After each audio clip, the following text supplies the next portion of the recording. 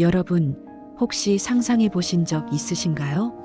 어느 날 아침 일어나서 아궁이 재를 치우는데 거기서 번쩍거리는 황금 덩어리가 나온다면 어떨까요?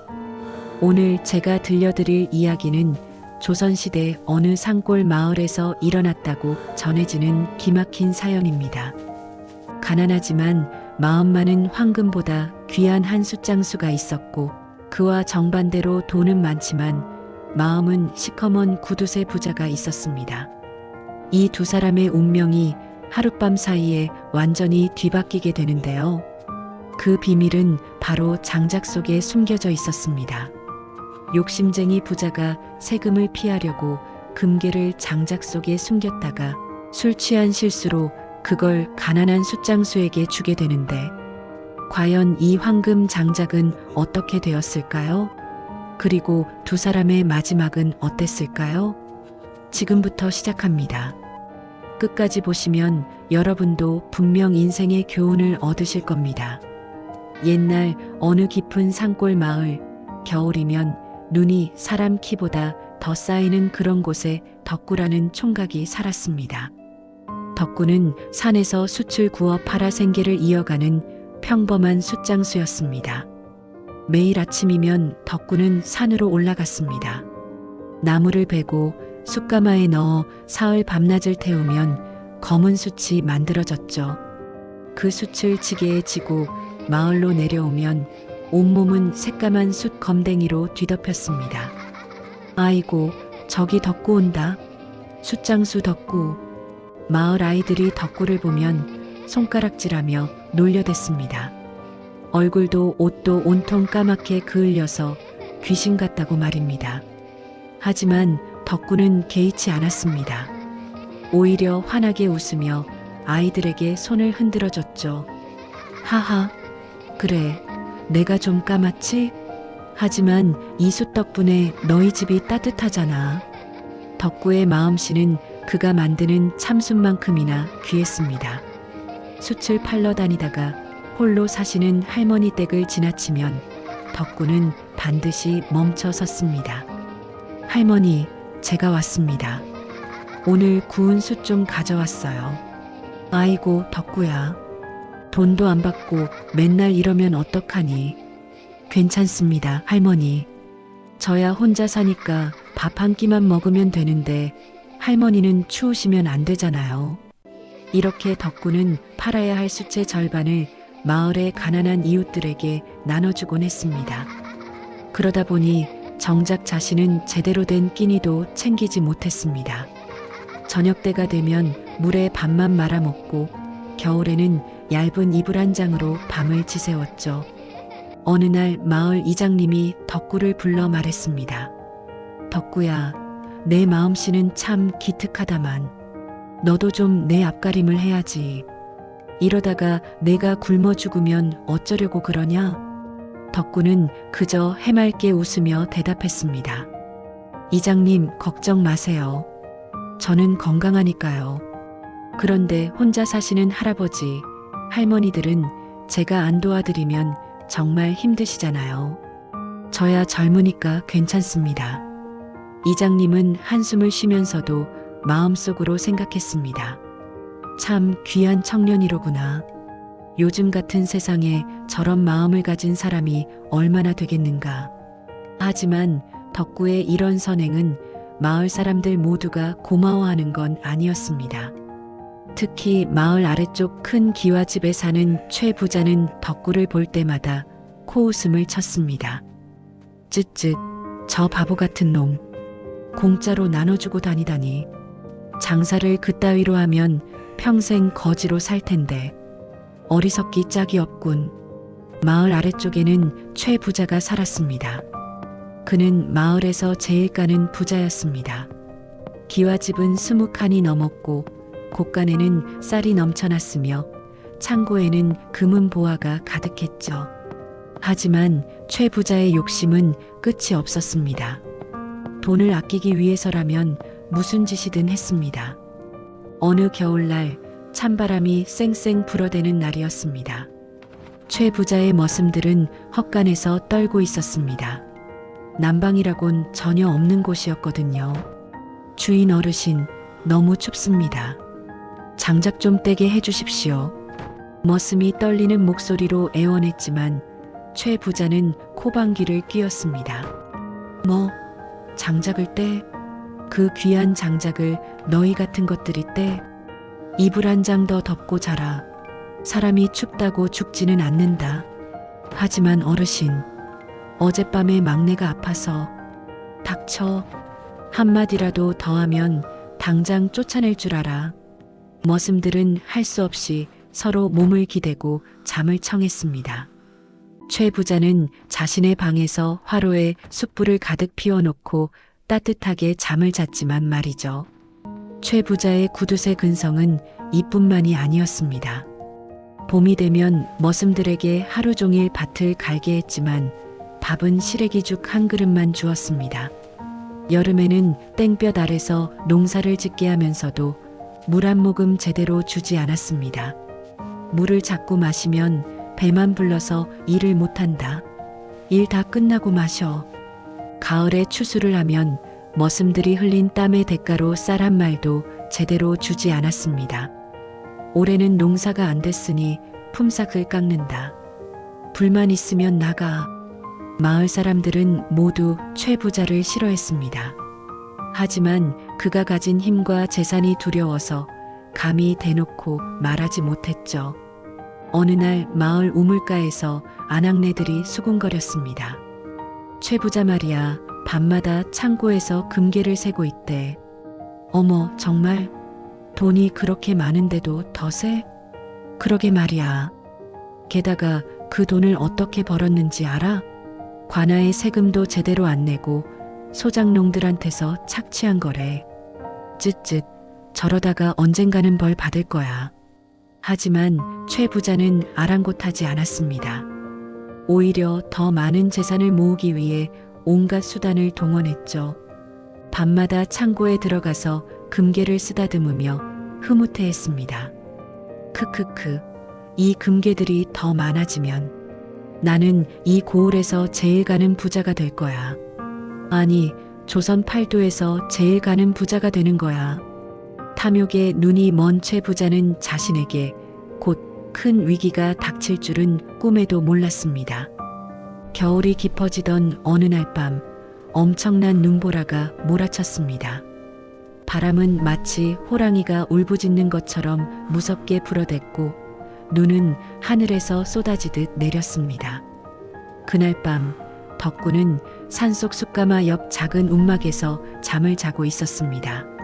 숯을 구우려면 밤새도록 불을 살펴야 했기 때문이죠. 오늘 눈보라가 정말 심하네. 산짐승들도 무사할까?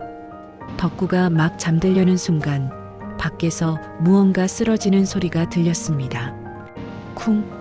덕구는 깜짝 놀라 밖으로 뛰쳐나갔습니다. 눈 속에 누군가 쓰러져 있었습니다. 허름한 삿갓을 쓴 선비였는데 얼굴이 새파랗게 질려서 거의 얼어 죽기 직전이었습니다. 이런, 사람이 얼어 죽겠구나. 덕구는 주저하지 않고 선비를 업었습니다. 선비는 꽤 무거웠지만 덕구는 온 힘을 다해 자신의 움막으로 데려왔습니다. 정신 차리세요. 어르신, 정신 차리시라고요. 덕구는 선비의 젖은 옷을 벗기고 자신의 이불을 덮어주었습니다. 그리고는 아궁이로 달려갔습니다. 그런데 문제가 있었습니다. 아궁이에 넣을 땔감이 거의 없었던 것입니다. 덕구는 잠시 고민했습니다. 움막 한쪽 구석에는 내일 마을에 내다 팔 참숯이 쌓여 있었습니다. 참숯은 보통 숯보다 훨씬 비싸게 팔렸습니다. 덕구가 사흘 밤낮을 꼬박 세워서 만든 귀한 숯이었죠. 이걸 팔아야 한 달치 쌀을 살 수 있었습니다. 하지만 덕구는 망설이지 않았습니다. 사람 목숨이 더 중요하지. 덕구는 귀한 참숯을 아낌없이 아궁이에 넣었습니다. 활활, 참숯은 금세 타올랐고 움막 안은 따뜻해졌습니다. 덕구는 또 무엇을 할까 생각하다가 자신이 먹으려고 아껴두었던 쌀을 꺼냈습니다. 물을 붓고 푹 끓여서 따끈한 숭늉을 만들었습니다. 어르신, 이거라도 드세요. 속을 따뜻하게 해야 합니다. 선비는 간신히 정신을 차리고 덕구가 건넨 숭늉을 받아 마셨습니다. 따뜻한 기운이 온몸으로 퍼졌습니다. 고맙소. 당신이 아니었으면 나는 오늘 밤 죽었을 것이요. 아닙니다, 어르신. 사람이 사람을 돕는 건 당연한 일이죠. 선비는 덕구의 얼굴을 자세히 보았습니다. 쑥 검댕이로 까맣게 그을린 얼굴이었지만 그 눈빛만은 맑고 순수했습니다. 그런데 이 귀한 참숯을 이렇게 많이 떼다니, 당신은 이걸 팔아서 생계를 이어가는 것이 아니오? 맞습니다. 하지만 어르신, 돈보다 사람 목숨이 더 중요하지 않습니까? 선비는 깊은 감동을 받았습니다. 밤새도록 덕구는 선비를 간호했습니다. 이불을 더 덮어주고 따뜻한 물을 계속 끓여드리고 아궁이 불을 꺼지지 않게 지켰습니다. 다음 날 아침 햇살이 눈 덮인 산을 비췄습니다. 선비는 완전히 기운을 차렸습니다. 정말 고맙소. 당신의 은혜는 평생 잊지 않겠소. 선비는 덕구의 손을 꽉 잡았습니다. 당신은 가진 것은 없지만 마음은 비단결 같소. 나는 많은 사람을 만났지만 당신처럼 순수한 사람은 처음 보았소. 과찬이십니다, 어르신. 아니요, 과찬이 아니요. 내 보아하니 자네의 그 따뜻한 마음씨가 언젠가 반드시 큰 복을 불러올 것이요. 하늘은 선한 사람을 버리지 않는다오. 그렇게 말을 남기고 선비는 산을 내려갔습니다. 덕구는 손을 흔들며 배웅했습니다. 하지만 덕구는 몰랐습니다. 그 선비가 평범한 사람이 아니라는 것을. 사실 그는 임금님의 명을 받고 지방의 부정부패를 조사하러 온 암행어사였습니다. 그는 이 고을에 세금을 제대로 내지 않고 백성들을 착취하는 부자가 있다는 제보를 받고 조사 중이었던 것이죠. 암행어사는 산을 내려가며 생각했습니다. 이 고을에는 덕구 같은 선한 사람도 있고 부정을 저지르는 악인도 있구나. 반드시 진실을 밝혀내겠다. 며칠 후 마을에는 소문이 퍼졌습니다. 암행어사가 이 고을에 나타났대. 뭐? 암행어사? 그래, 부정 축제한 사람들을 모두 잡아들인다더라. 이 소문을 들은 최 부자의 얼굴은 새하얗게 질렸습니다. 암행어사가 나타났다고. 최 부자는 급히 창고로 달려갔습니다. 그곳에는 수십 년간 모은 금괴들이 가득 쌓여 있었습니다. 문제는 이 금괴들의 절반이 세금을 내지 않고 몰래 숨겨둔 것이라는 점이었죠. 이걸 어떡하지? 관아에 들키면 나는 끝장이야. 최 부자는 온갖 방법을 생각해 봤습니다. 땅에 묻자니 누가 볼까봐 겁났고 옷장에 숨기자니 금방 들킬 것 같았습니다. 밤새 고민하던 최 부자는 묘안을 떠올렸습니다. 그래, 장작 속에 숨기는 거야. 최 부자는 머슴들을 모두 쫓아내고 혼자 비밀 작업을 시작했습니다. 굵은 통나무들을 가져와 속을 파냈습니다. 그리고 그 안에 금괴를 넣은 뒤 다시 나무 껍질로 완벽하게 막았습니다. 크크크, 완벽해. 겉으로 보면 그냥 낡은 장작이야. 암행어사가 아무리 뒤져봐도 절대 못 찾을 거야.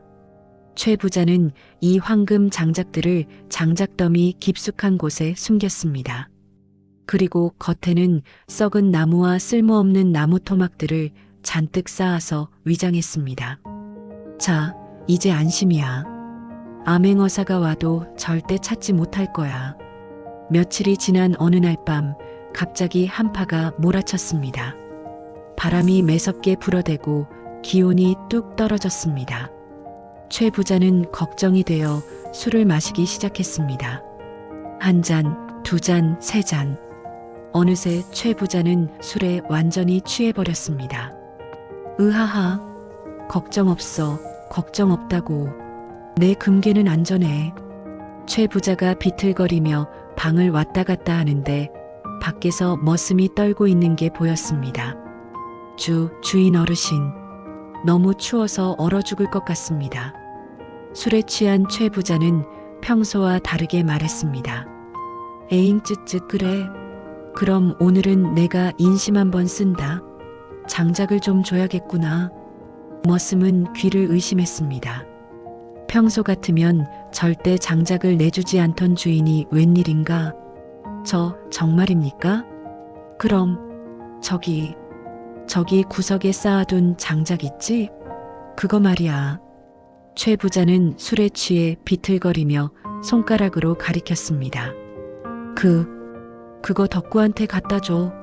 저기 윗동네 숫장수 덕구 말이야. 그놈이 며칠 전에 우리 집 앞마당을 쓸어줬잖아. 이런 삭은 쳐줘야지. 알겠습니다. 주인 어르신. 머슴은 기뻐하며 밖으로 나갔습니다. 그런데 여기서 엄청난 실수가 일어났습니다. 술에 취한 최 부자가 가리킨 곳은 썩은 나무 더미가 아니라 바로 금괴를 숨겨둔 황금 장작 더미였던 것입니다. 머슴은 영문도 모른 채 주인이 가리킨 장작들을 지게에 가득 담았습니다.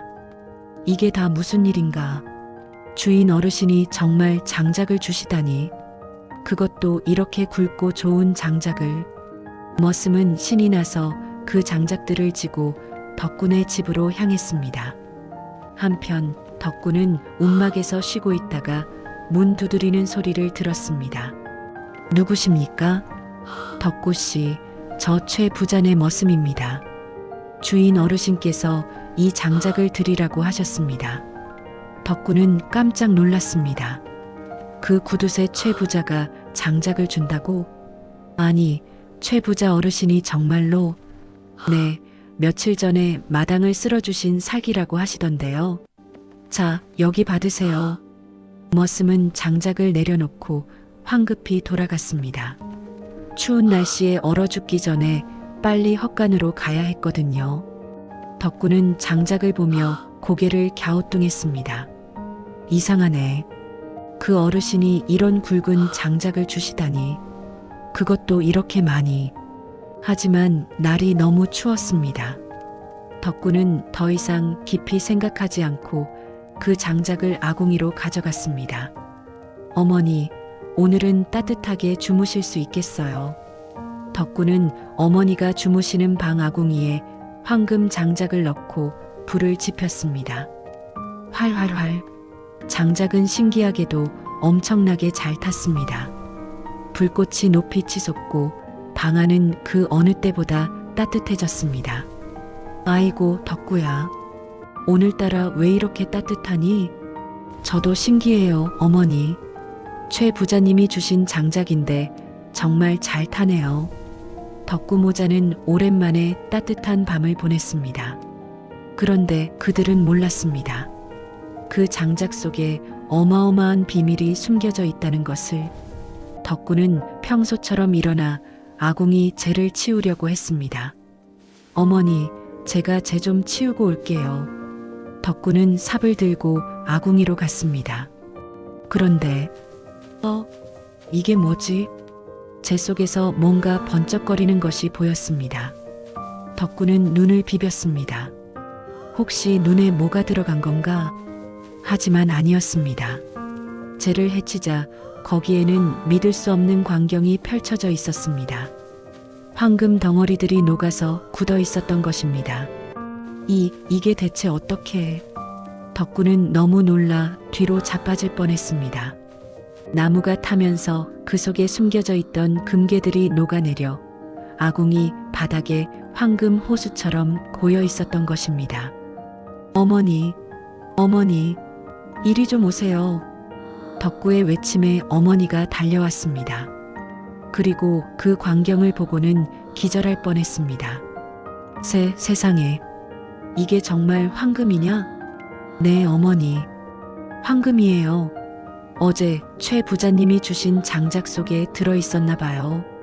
덕구와 어머니는 한참을 멍하니 그 황금을 바라봤습니다. 평생 본 적도 없는 엄청난 양이었습니다.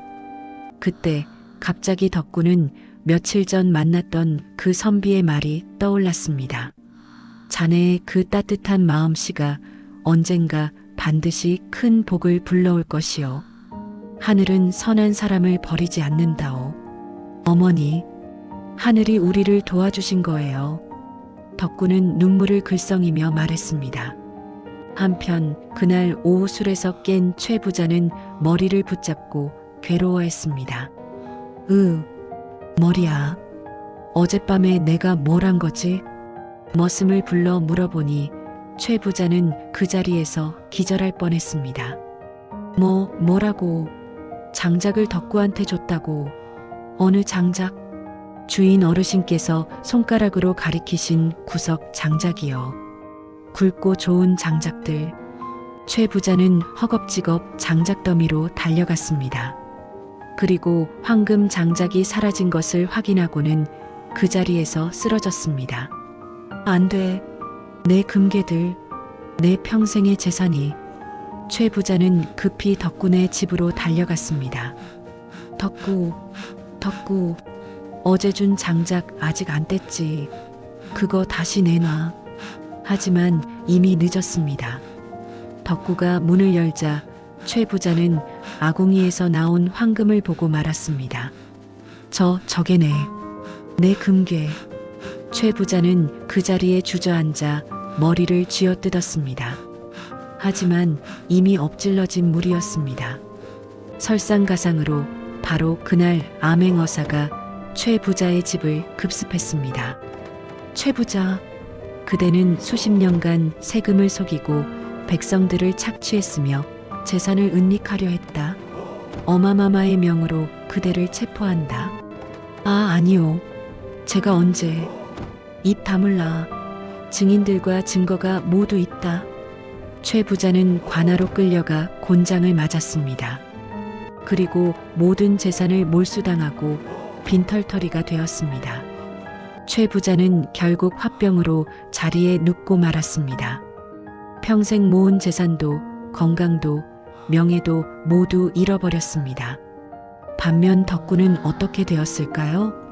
덕구는 아궁이에서 나온 황금으로 큰 부자가 되었습니다. 하지만 덕구는 변하지 않았습니다. 어머니, 이 돈으로 우리만 잘 살면 안 됩니다. 마을 사람들과 함께 나눠야 해요. 덕구는 그 돈으로 마을에 큰 서당을 지었습니다. 가난한 집 아이들도 공부할 수 있도록 무료로 운영했습니다. 또한 배고픈 사람들을 위한 무료 급식소를 만들었습니다. 추운 겨울에는 무료로 숯을 나눠주었고 홀로 사시는 어르신들의 집을 고쳐드렸습니다. 덕구야, 내가 정말 대단하구나. 부자가 되고도 이렇게 베풀다니. 이장님이 감동하여 말했습니다. 이장님, 저는 그저 제가 받은 복을 나누는 것뿐입니다. 가난했을 때도 마을 분들이 저를 도와주셨잖아요. 덕구의 선행 소문은 멀리까지 퍼졌습니다. 나중에는 임금님께서도 이 소식을 듣고 덕구를 칭찬하셨다고 합니다. 진정한 부자는 재산을 많이 가진 사람이 아니라 나눌 줄 아는 사람이로다. 덕구는 평생 따뜻한 숯불 같은 마음으로 사람들에게 베풀며 행복하게 살았습니다. 그리고 마을 사람들은 덕구를 황금 마음을 가진 숫장수라고 불렀습니다. 여러분, 어떠셨나요? 욕심쟁이 최 부자는 평생 재산을 모았지만 술 취한 하룻밤의 실수로 모든 것을 잃었습니다. 반면 가난했지만 선한 마음을 가진 덕구는 하늘이 내린 복을 받아 큰 부자가 되었습니다. 이 이야기가 우리에게 주는 교훈은 무엇일까요? 첫째, 진정한 부는 돈이 아니라 마음에 있다는 것입니다. 덕구는 가난했지만 남을 돕는 따뜻한 마음을 가졌고 그 마음이 결국 복을 불렀습니다. 둘째, 욕심은 결국 화를 부른다는 것입니다. 최 부자는 끝없는 탐욕으로 세금을 피하려다 모든 것을 잃었습니다. 셋째, 선행은 반드시 보답받는다는 것입니다. 덕구가 눈보라치는 추운 밤에 선비를 구한 것, 평소에 이웃을 도운 것들이 모두 돌고 돌아 복이 되어 돌아왔습니다. 여러분도 오늘 하루 작은 선행을 실천해 보시는 건 어떨까요? 그 작은 선행이 언젠가 여러분에게도 큰 복으로 돌아올 것입니다. 오늘 영상이 도움이 되셨다면 구독과 좋아요 부탁드립니다. 다음에도 더 좋은 이야기로 찾아뵙겠습니다. 감사합니다.